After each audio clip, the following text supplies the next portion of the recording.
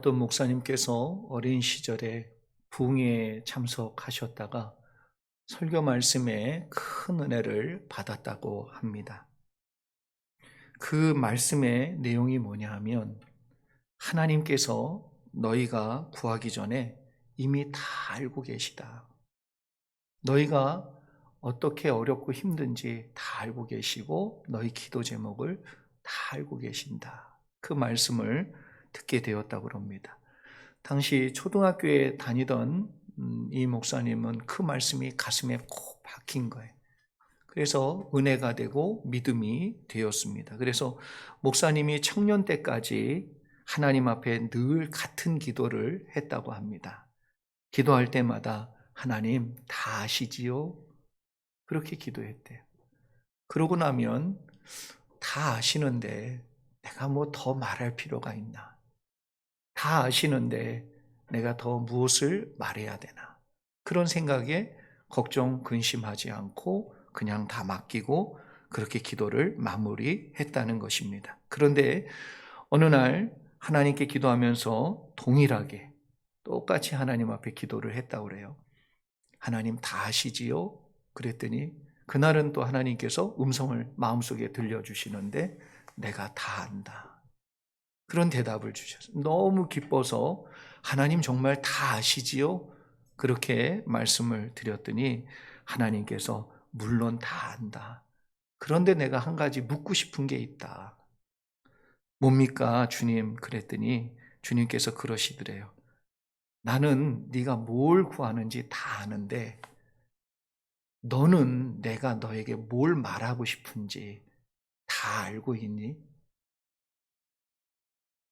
넌 내 뜻이 무엇인지 다 알고 있니?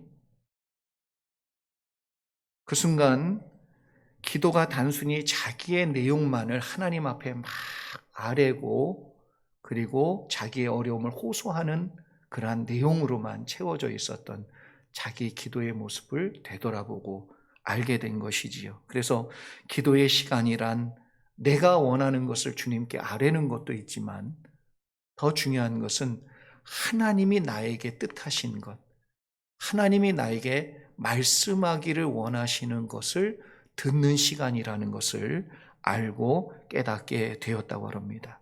그것을 알고 난 뒤로부터는 하나님의 뜻이 분명히 무엇인지를 알 때까지 오랜 시간이 되어도 기도하고 또 기도하는 그러한 분으로 바뀌었다고 말씀합니다. 코로나 바이러스 사태로 인해서 우리는 하나님께서 나의 기도를 들어주시는 게 맞는가? 우리의 기도를 정말 듣고 계시는가? 그런 불안함이, 그런 두려움이 우리 가운데 있을 때가 얼마나 많은지 모릅니다. 지금 이렇게 힘든데도 하나님은 왜 내 기도를 듣지 아니하시고 외면하고 계시는가? 그런 낙심이 되는 순간도 우리에게 찾아듭니다. 그러나 정작 하나님께서 왜 이런 상황을 우리에게 주시고 하나님께서 이럼에도 불구하고 아직까지 왜 응답을 주시지 않고 있는지에 대한 그러한 뜻은 하나님의 마음은 우리가 듣거나 발견하려고 하는 시간으로 삼지 않는다는 것이지요. 우리가 이번 코로나 사태로 인해서 모든 어려움을 놓고 주님께서 역사해 주시고 도와주시기를 우리는 꼭 기도해야 됩니다. 그러나 한 가지 더 잊지 말아야 되는 것은 하나님께서 이 순간, 이 시간을 통하여 우리에게 말씀하시고자 하시는 주님의 마음, 주님의 뜻을 우리가 꼭 찾는 또 발견하는 그러한 시간으로 삼아야 한다는 것입니다.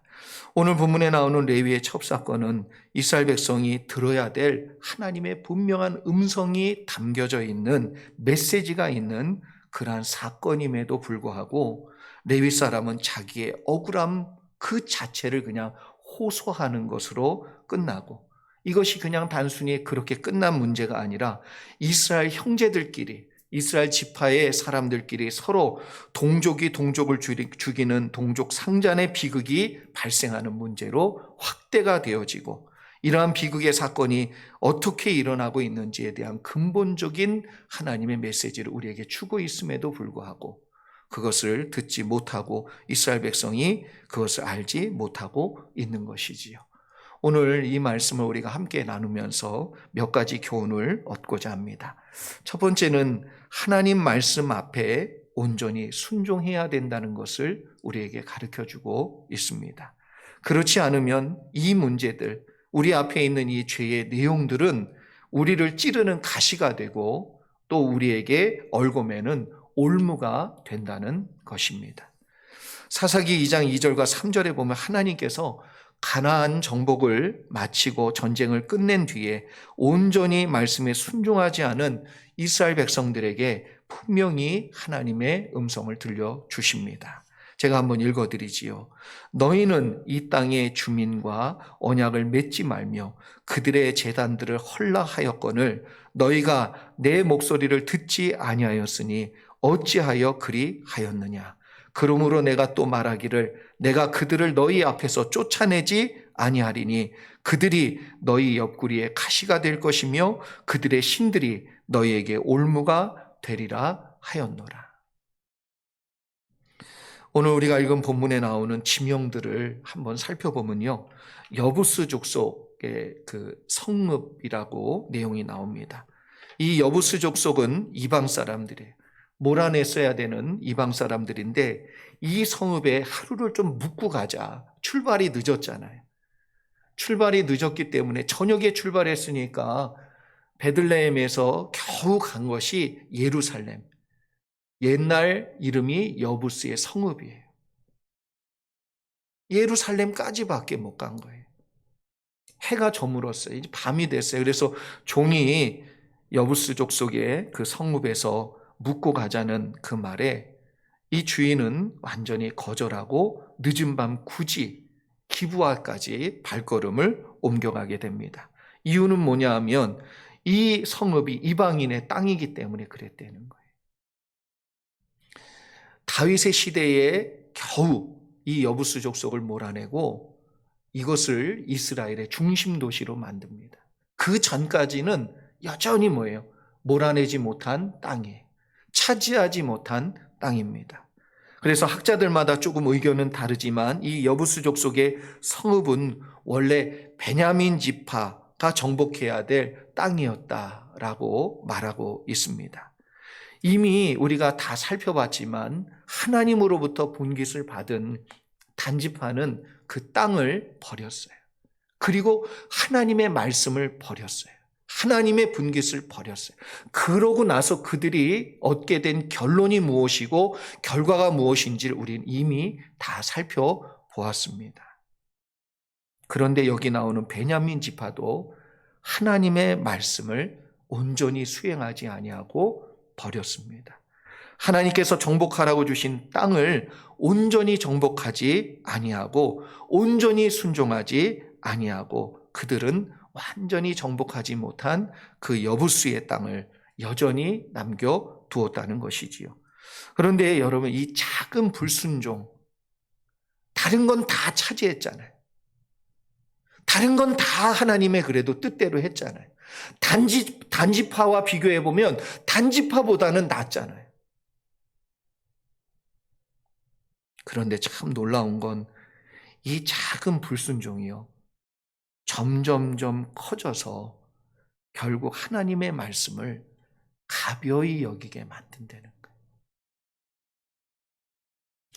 그 결과로 지금 다른 지파보다 베냐민 지파가 얼마나 가속이 붙은 타락과 변질과 하나님의 뜻을 벗어난 일들을 자행하고 있는지 우리에게 보여주고 있지요. 그래서 소돔과 고모라에서나 일어났던 남자와 남자가 관계를 맺는, 그것도 대낮에 와서요, 그냥 그 천사들 달라고, 너희들 방문했던 사람들 내놓으라고 얘기했던 것과 너무 똑같이 지금 베냐민 땅에서 남색하는 일이 벌어지고 아무렇지도 않게 그 사람들을 내어놔라. 정말 누가 누구를 더 부끄러워해야 되고 무엇이 더 미안한 일인지 구분이 안 될 정도로 너무나도 당당하게 베냐민 지파 사람들이 와서 요구하고요, 이 선하고 의로운 노인은 악행을 저지르지 말라고, 그리고 정말 이해가 안 가지요. 자기 딸이 있으니까 너희 마음대로 하라고.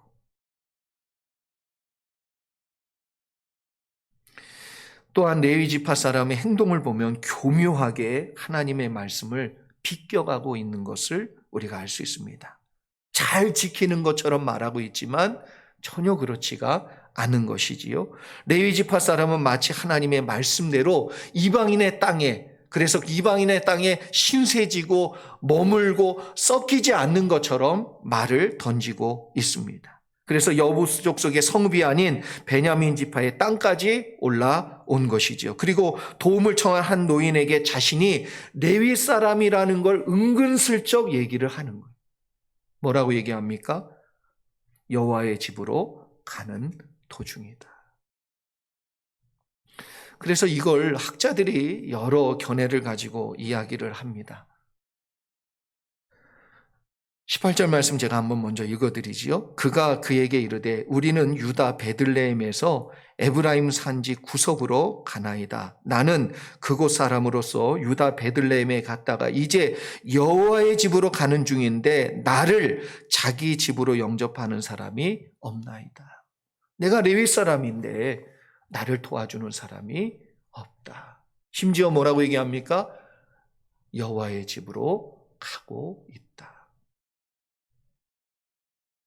그래서 학자들마다 의견이 다른데 크게 두 가지를 보면, 하나는 성막에서 그때 이제 실로에 하나님의 성막이 있었거든요. 실로에서 속죄제를, 이 아내를 다시 데려와 살고자 속죄제를 드리기 위해서 실로에 있는 하나님의 집에 방문하는 그런 뜻을 전달한 것이다. 이렇게도 얘기하고요. 또 더 적나라하게 얘기하는 사람은 원래 이 사람은 실로에서 제사를 지내는 업무를 했던 레위 사람일 것이다. 이렇게도 이야기를 해요. 참 이렇다면 더 끔찍한 거예요. 이렇다면 더 할 말이 없고 더 가슴이 먹먹해지는 내용일 수밖에 없는 것입니다. 일반적으로 말씀을 듣고 회개하기 어려운 분들 제가 보면, 전도할 때 특별히 보면은요, 전도의 대상자들 경우에는 죄에 대한 성경적인 정의가 없거나 모르시는 분들을 전도하기가 참 힘들어요. 자기 양심에 선하게 사는 사람, 법 없이도 착하게 사는 사람들. 제가 거짓 순례를 하며 이렇게 CCC 때 전도를 하다가 이 시골에 있는 분을 전도할 때 참 놀랐어요. 우리는 다 죄인입니다. 그런 얘기하니까 자긴 죄를 진 적이 없대요. 누구 하나 해코지한 적도 없고 미워한 적도 없고 내가 훔친 적도 없는데 내가 무슨 죄인이냐고 묻더라고요. 그러니까 받아들이기 힘든 거죠. 왜? 자기의 기준으로 볼 때 그래요. 도덕적인 기준으로 볼 때 그래요. 사회 법률적인 기준으로 볼 때 그래요. 그 기준으로 보면 자긴 죄인이 아니지만 하나님의 기준으로 보면 죄인인데, 그래서 이분들이 참 이게 회개하거나 회개하는 마음으로 복음을 받기가 참 힘들어요. 근데 뭔가 죄가 있거나 죄를 지은 분들은 그 얘기를 딱 하면요 인정해요. 왜? 죄를 짓고 있으니까. 두 번째 경우는요, 성도인 경우예요. 자기 스스로 생각할 때 나름 말씀대로 살려고 노력을 하고 있고 순종도 하고 신앙생활을 하고 있는데 죄를 발견하고 회개한다는 것 자체가 그래서 어려운 것 같아요. 왜냐하면 다 지키고 있지는 않지만, 이게 중요해요. 다 지키고 있지는 않지만 그렇다고 다 불순종하고 있는 것도 아니니까. 그래서 크게 죄를 짓거나 크게 불순종하면 회개를 하는데, 그래도 내가 볼 땐 평균 이상 한두 개 빼고 다 내가 그래도 지키고 살고 있고 하나님의 뜻을 생각하고 살고 있고 하나님의 말씀대로 그래도 해보려고 노력하고 있기 때문에. 여러분, 이스라엘 백성이요, 우상 숭배를 하고 하나님으로부터 멀어지기 시작했을 때가 언제냐 하면 하나님을 버렸을 때가 아니에요. 하나님도 여전히 붙들고 있어요. 그런데 우상도 여전히 붙들고 살았다는 거예요. 하나님을 버린 게 아니니까 자기들에게 우상 숭배라는 이 말이 잘 안 들리는 거예요. 귀에 팍 박혀서 회개해야 될 기도의 제목으로 하나님의 음성으로 들리지 않는다는 거예요.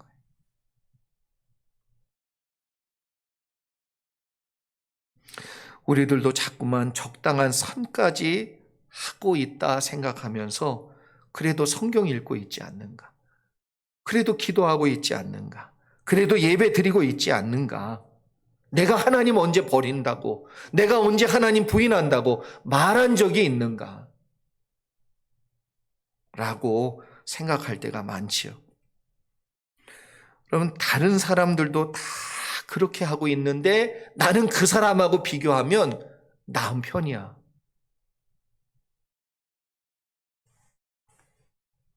이제 이런 관점에서 보면 난 지금 내가 하고 있는 이건 아직 회개 안 했을 뿐 언젠가 회개할 거고 지금은 내가 안 하고 있을 뿐이다. 이렇게 자기에게 면죄부를 안겨주고 그 죄에서부터 벗어나려고 하는 마음과 생각이 우리 가운데 있다는 거지요. 그래서 한두 가지 빼고는 다 지키니까, 말씀을 안 지킨다고 말한 적이 없으니까, 그래서 죄를 죄로 보지 않고 분명히 안 지키고 있는 것이 있음에도 불구하고 그것은 지금 넘어갈 수 있는 문제라고, 내용이라고 우리 자신에게 그렇게 말하고 있다는 것이지요. 이래서 어려워요. 지금 당장 하나님 앞에 회개해야 될 제목인데 그렇게 생각을 안 한다는 것이지요. 지금 베냐민 지파가 이렇게 타락한 이유가 무엇입니까? 또한 레위 지파 사람이 자신의 모습과 행동이 죄라는 것을 왜 알지 못하고 있습니까? 그도 나름 지키는 것이 있거든요. 말씀을 다 어긴 것이 아니기 때문에 그래요. 그래도 지키는 것들이 있기 때문에 언제든 지킬 수 있고 난 지킬 거야, 이런 마음이 있는 것이지요. 그렇다고 해서 면제해 줄 수 있는 내용, 회개 안 해도 되는 내용이 아님에도 불구하고 우리들도 혹시 이렇게 생각하고 있지는 않는지 우리가 좀 점검해 보기를 원합니다. 그래서 우리도 모르는 사이에 한두 가지 불순종은 눈 감아주고 있고 적당히 지금 아니지만 언젠간 할 거야 라는 마음으로 면죄부를 주고 있지는 않는지 우리 스스로를 좀 돌이켜보고 되돌아봐야 된다고 생각합니다. 예수님께서 마가복음 12장 30절에서 분명히 말씀하셨어요. 특별히 구약성경 신명기 6장 5절 말씀을 인용해서 우리에게 신앙생활을 어떻게 해야 되는지를 분명히 가르쳐 주셨고 말씀해 주셨습니다. 제가 한번 읽어드리지요. 내 마음을 다하고 목숨을 다하고 뜻을 다하고 힘을 다하여 주 너의 하나님을 사랑하라.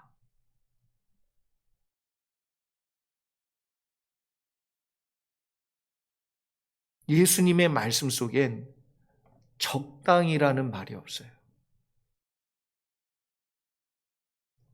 어느 선까지 하라는 말도 없어요. 신명기 말씀을 인용하셨지만 예수님은 분명하게 우리에게 신앙생활은 어떻게 해야 되는지를 가르쳐 주셨습니다. 내 마음을 다하고 목숨을 다하고 뜻을 다하고 힘을 다해서 주 너의 하나님을 사랑해라.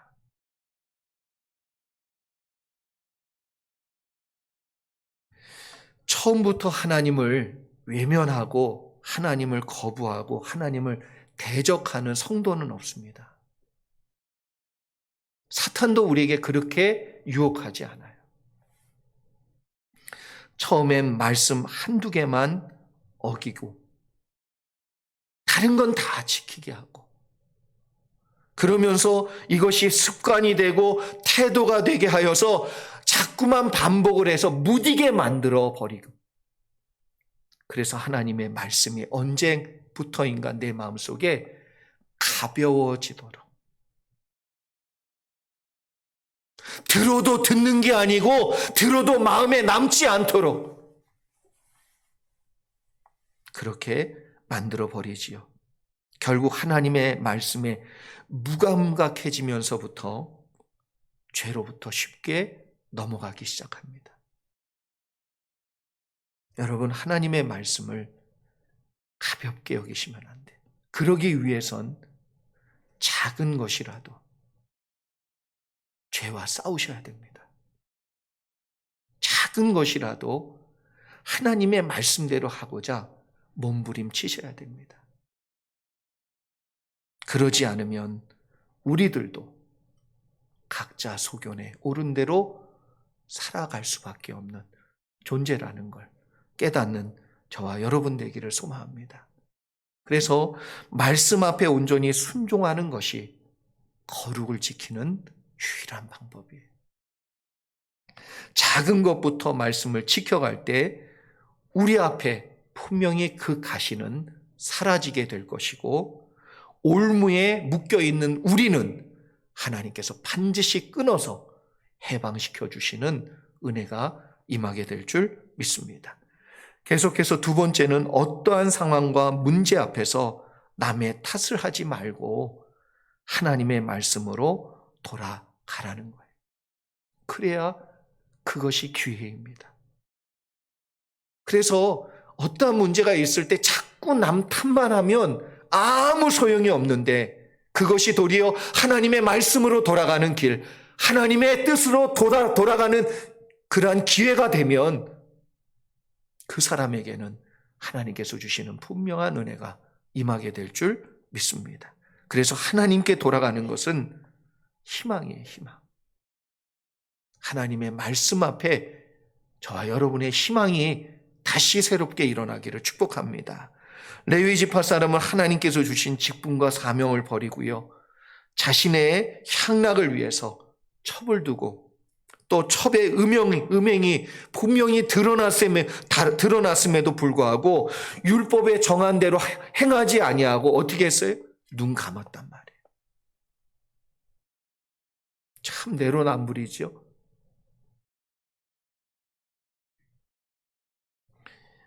그래서 말씀을 전하는 저도 참 이게 두렵습니다.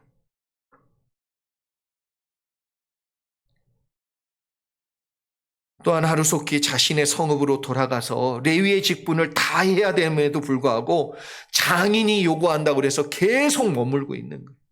그러다가 어떤 급한 일이 생겼는지 속히 이제는 가야 되겠다 생각이 들어서 그 늦은 시각에 일어나 발걸음을 재촉했는데 당도하지 못했다는 거예요. 결국 아침 일찍 출발했으면 그날 도착했으면 베냐민 땅에 머물 필요 없고 그런 일 겪을 필요도 없고 그런 모든 것이 발생하지 않을 수 있었지요.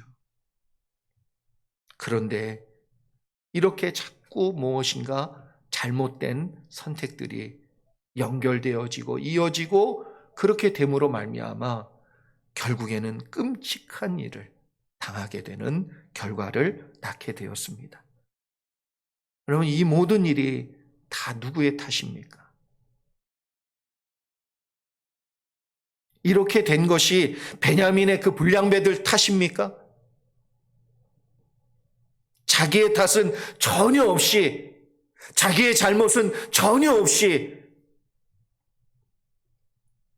베냐민의 불량배들이 저지른 만행입니까?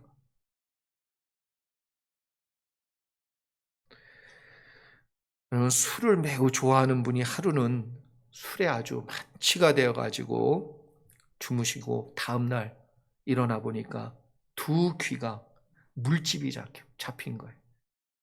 물집이 잡혀가지고 너무 아파서 그래서 의사 선생님 찾아갔다 그럽니다. 그래서 의사가 이렇게 보니까 이거 뭔가 대인 자국인데 놀라면서 물었대요. 아니 선생님 귀가 어떻게 하다가 그렇게 됐냐고 물었더니 이분이 대답하기를 글쎄 내가 술에 취해가지고 자고 있는데 이 바보 같은 친구 녀석이 그 밤에 전화를 했다는 거예요.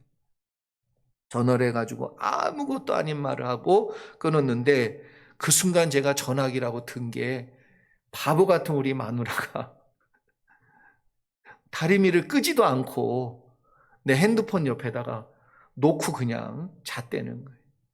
그래 얼떨결에 그걸 그냥 귀에다 갖다 댔는데 딘 거예요, 딘 거. 그래서 참 그걸 보면서 하도 기가 막혀가지고 그러면 그 반대편 귀는 왜 그러냐고 물으니까 또 뭐래냐면 아니 그러고 나서 겨우 참고 자고 있는데 10분도 안 돼 그놈이 또 바보같이 또 전화를 했다는 거예요. 말도 안 되는 걸 또 물어보더라는 거예요. 근데 또 그 순간 그 자기도 모르게 또 그 다리미를 다시 귀에다 대가지고 양쪽 귀가 다 이렇게 물집이 잡혔나라고. 그러면서 뭐랬냐면 그 멍청한 친구 때문에 그 바보 같은 마누라 때문에 내가 이렇게 됐다.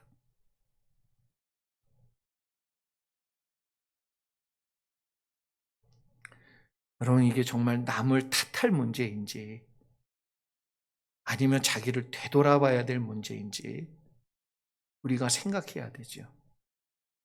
성경일도 학교를 할 때 종종 듣는 질문 중에 하나가 뭐냐면 목사님 왜 하나님께서 선악과 나무를 만드셨냐는 거예요. 왜 그 나무를 만들어서 따먹게 만드셨냐는 거예요. 나 같으면 그렇게 안 한다는 거예요. 나 같으면 선악과 나무 자체를 안 만든다. 나보다도 안 똑똑하신 것 같다는 거예요.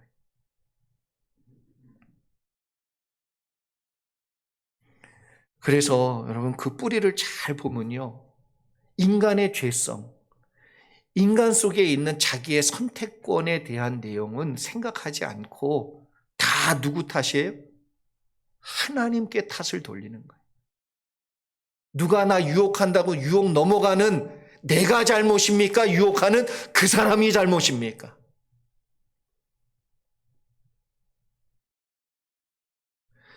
여러분, 아담은요, 어떤 사람이었냐면 에덴 동산의 모든 동물의 이름을 다 지을 만큼 분별력과 관찰력과 그리고 생각이 반듯한 사람이었어요.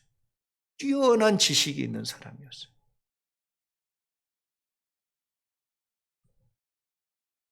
그런데 아담과 하와가 하나님의 말씀을 가볍게 여긴 것에 대해서는 전혀 얘기하지 아니하고 선악과를 만드신 하나님의 탓으로 돌리려고 하는 우리 속에 있는 죄성. 이게 무서운 거죠. 오늘 우리가 읽은 본문에 나오는 레위 지파 사람은요, 자기에게 문제가 있다는 내용은 하나 없어요. 자기의 잘못이나 자기의 잘못된 선택이나 자기가 잘못된 길로 가고 있고 하나님의 말씀을 가볍게 여기고 있는 자기 자신을 되돌아보면 하나 없고 오직 누구 탓이에요? 불량배들의 탓이에요. 그래서 크게 진노하고 분노해하며 이 일을요 크게 만들어 버립니다. 레이지파 사람은 원래 하나님의 말씀으로 인간과 사람 사이를 연결해주는 그래서 화평케 하는 직위와 직분을 가지고 있는 사람이에요. 그런데 이 사람에게 하나님의 말씀이 없으니까 화평과 화목을 이루고 평화를 이루고 다리의 역할을 하는 것이 아니라 분열시키고 나누고 파괴하는 사람으로 바뀐다는 거예요. 그래서 파괴와 파멸을 만드는 도구가 됩니다. 베냐민 지파 사람에게 탓이 없다는 것은 아니에요. 있지요. 잘못했지요. 이 사람들도 정말 타락한 것이 죄고 틀린 것입니다. 그러나 베냐민 지파 사람들이 하나님의 말씀을 가볍게 여기고 있는 이유는 무엇입니까? 결국 누구의 잘못이에요? 레위 지파가 하나님의 말씀을 그들에게 온전히 전하지 않기 때문에 그래요. 이 불량배들이 이 엄청난 악행을 저지르려고 할 때 어떻게 했습니까? 그 집안의 노인은 악행이라고 얘기하고 잘못됐다고 얘기하는데 레위 지파는 한마디도 하지 아니하고 자기의 안위를 위해서 애첩이지요. 사랑해서 거기까지 가가지고 데려온 것이겠지요. 그런데 그 여자를 내놔요.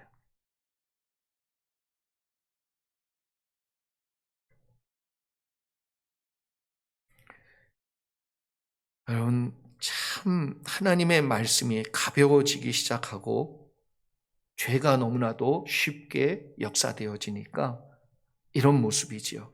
레위 지파의 타락과 하나님의 말씀을 버리고 사명을 내버린 대가에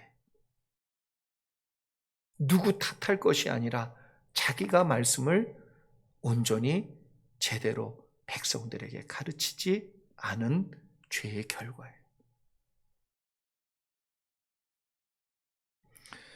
여러분 한번 생각해 보시기 바랍니다. 가정의 문제, 교회의 문제, 관계의 문제 가운데 자꾸만 파괴의 사건이, 파멸의 사건이, 깨지는 사건이, 분쟁이, 전쟁이 일어나는 이런 모든 원인이 그 사람에게 있습니까? 나에게 있습니까?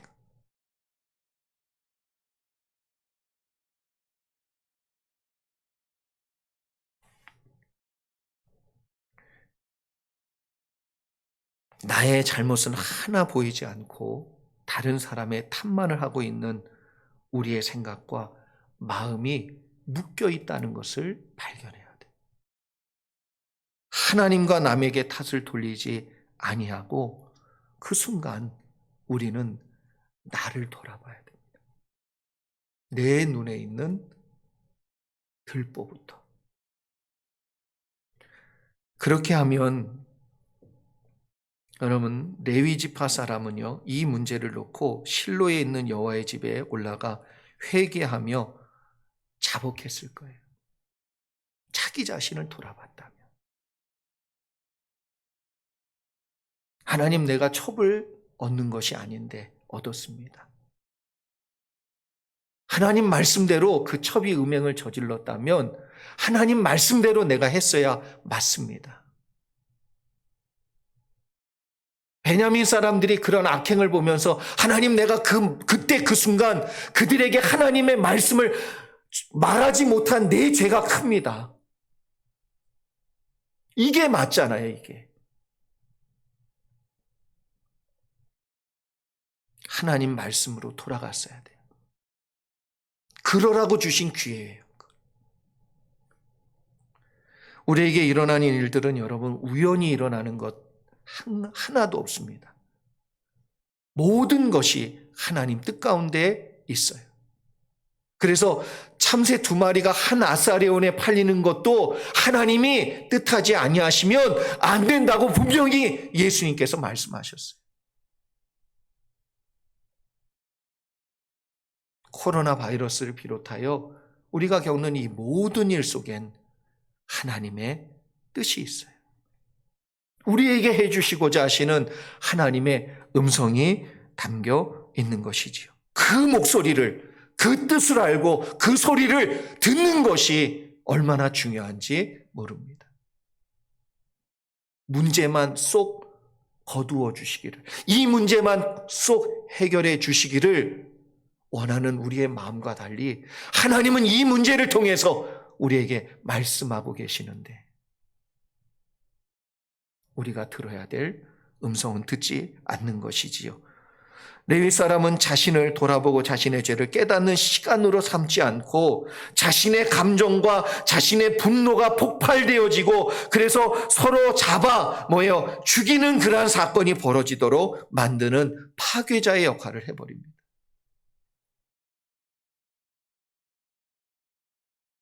죽은 첩을요, 그 시신을 12토막을 내어서 각 지파에 보내요. 자신의 억울함을 호소하고 있는 것이죠. 자신에게 피해가 없을 때는 여러분, 말씀에서 벗어나는 악행도 묵인하는 레위 지파가 자신에게 손해가 되는 내용에 대해서는 철저하게 고발하고 이야기하고 따지고 있다는 거예요.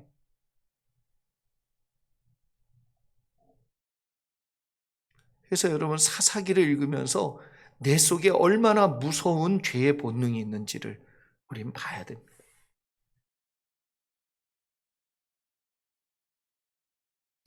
우리들도 비슷한 경우가 많아요. 나는 지키고 있는데 남들이 안 하고 있는, 그래서 좀 예수 잘 믿는 사람들이 예수 못 믿고 있는 사람들한테 뭐라 그러냐, 저렇게 살아도 구원받는 건 구원이 아니라고 정죄하고 말하고 판단하잖아. 난 지키고 있으니까, 난 그렇게 하려고 하고 있으니까. 못하고 있는 것도 있고 연약해서 쓰러지고 있는 것도 있고 죄를 지을 수밖에 없는 연약성이 내게도 있는 것을 완전히 무시해버리고, 그래서 나는 지키고 있는 그런 말씀이 유튜브에서 나오잖아요. 너무 좋아요. 내가 하고 싶은 말을 저분이 속 시원하게 해주니까 너무 그 말씀이 은혜롭다는 거예요. 마치 자기는 칭찬을 듣는 것 같고 내가 해주고 싶은 말을 대신 해주는 그 목사님이 너무 좋다는 거예요.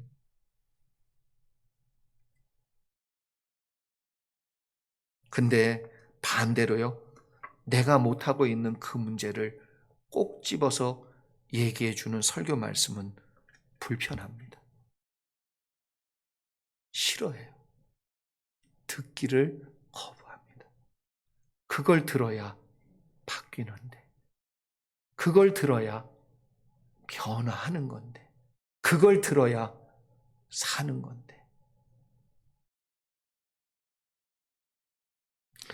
이런 태도와 마음과 생각을 모두가 죄의 뿌리에서부터 시작되는 그 사실을 우리가 알아야 되지요. 그래서 우리가 해야 될 일은, 여러분, 남을 탓하는 기회로 만들지 마세요.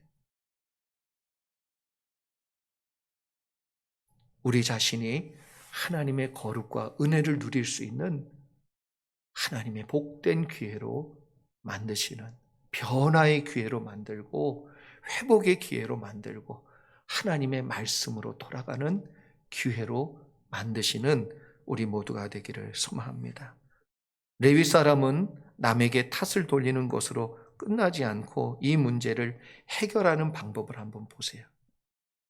사람을 찾아갑니다. 사람에게 호소해요. 사람의 힘을 빌려 자신의 억울함을 풀려고 노력합니다. 그래서 12지파에게 호소하고 있는데 그들이 해결해주고 그들이 힘을 모아서 자신의 억울함을 풀어주기를 간곡히 기대하며 보냅니다. 그러나 이것은 여러분, 하나님의 방법이 아니에요. 성경적인 방법도 아니에요.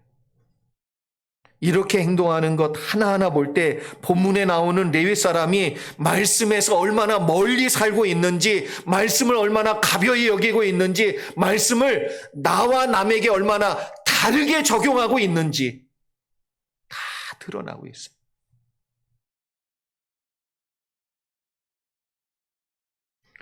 사람에게 찾아가면 일이 해결되는 것이 아니고요, 사람에게 호소하고 내 억울함을 말해준다 해서 그것이 해결되지가 않아요.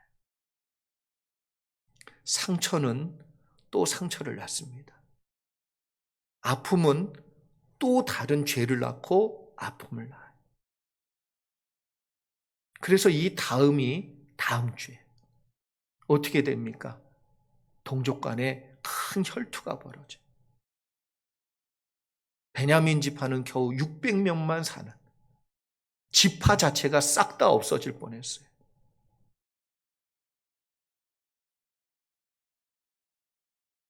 여러분, 어떠한 어려운 순간에도 안갚음을 할 수 있겠지요. 그런데 그렇게 가는 건 하나님 원하시는 게 아니에요. 그 순간 내가 사람에게 힘을 빌려서 원수 갚는다?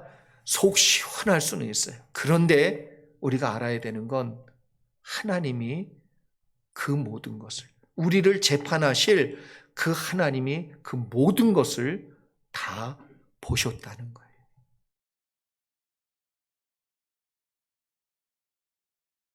창세기에 나오는 요셉은 억울한 사람의 대표자입니다. 진짜 억울하죠. 아버지한테 사랑 더 받은 거, 좀 눈치 없는 거, 그게 형제들로부터 그렇게 끔찍한 일을 당해야 될 죄입니까? 아니에요, 아니에요. 근데 형제들이요, 팔아요. 애굽의 종으로. 그래서 보디발의 집에서 이제 일하게 되었고, 심지어는 그 아내의 유혹을 받았는데, 하나님의 뜻대로 했잖아요. 하나님의 말씀대로 했잖아요. 그런데 더 억울해진 거예요. 이 정도 되면 하나님 원망합니다. 하나님, 내가 정말 뭘 잘못했길래 나에게 이런 고난과 이러한 고통을 주냐고. 하나님 말씀대로 해보려고 하면 할수록 왜 더 힘들어지냐고. 하나님 뜻대로 가는데 왜 자꾸만 나에게 어려움이 있냐고. 참 이게 어렵지요. 힘들어요.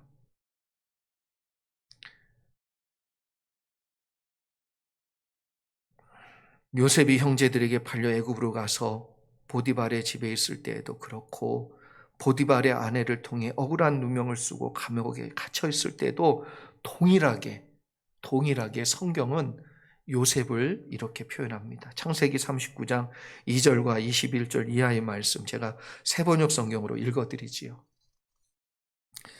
주께서 요셉과 함께 계셔서 앞길이 잘 열리도록 그를 돌보셨다. 요셉은 그 주인 이집트 사람의 집에서 살게 되었다. 계속해서 21절로 23절까지의 말씀 읽으면요. 주께서 그와 함께 계시면서 돌보아 주시고 그를 한결같이 사랑하셔서 간수장의 눈에 들게 하셨다. 간수장은 감옥 안에 있는 죄수를 모두 요셉에게 맡기고 감옥 안에서 일어나는 온갖 일을 요셉이 혼자 처리하게 하였다. 간수장은 요셉에게 모든 일을 맡기고 아무것도 간섭하지 않았다.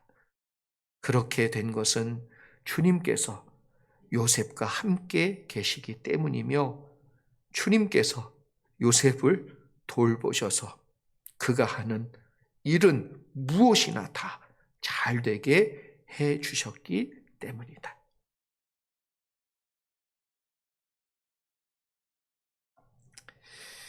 만약 요셉이 남을 탓하거나 하나님을 원망했다면 절대로 이러한 행동이나 이러한 하나님의 평이 나오지 못하겠지요. 어려운 문제가 생기고 생각지도 못한 일이 있을 때 저와 여러분은 어떻게 반응합니까? 문제 앞에서 남 탓하지 말아야 되고요. 어려움 가운데 나를 돌보시고 역사해 주시는 하나님의 뜻을 깨닫고 하나님의 말씀으로 나아가는 기회로 삼아야 될 줄 믿습니다. 그럴 때 우리 속에는 없는 그 희망을 말씀 속에서 하나님 안에서 발견하는 은혜가 저와 여러분에게도 분명히 있게 될 줄 믿습니다. 하나님께서 요셉을 한결같이 사랑해 주셨다. 내가 이해할 수 없는, 내가 받아들일 수 없는 상황에서도 하나님은 한결같이 우리를 사랑해 주시는 줄 믿습니다. 그리고 돌봐주셨고 그가 어디에 있든지 어떤 형편에 있든지 하는 일이 다 잘 되게 해 주셨다. 이러한 축복이 말씀 앞에서는 저와 여러분에게 임할 줄 믿습니다. 우리 안에는 없는 것이 있어요. 우리가 해결할 수 없는 것들이 있습니다. 그러나 말씀에 다가가는 여러분에게 하나님 희망이 되어 주실 줄 믿습니다. 작은 말씀이라도 가볍게 여기지 마시고 말씀 앞에 여러분의 모든 걸 걸어보시길 바래요. 말씀으로 붙들린 바 되기를 바랍니다.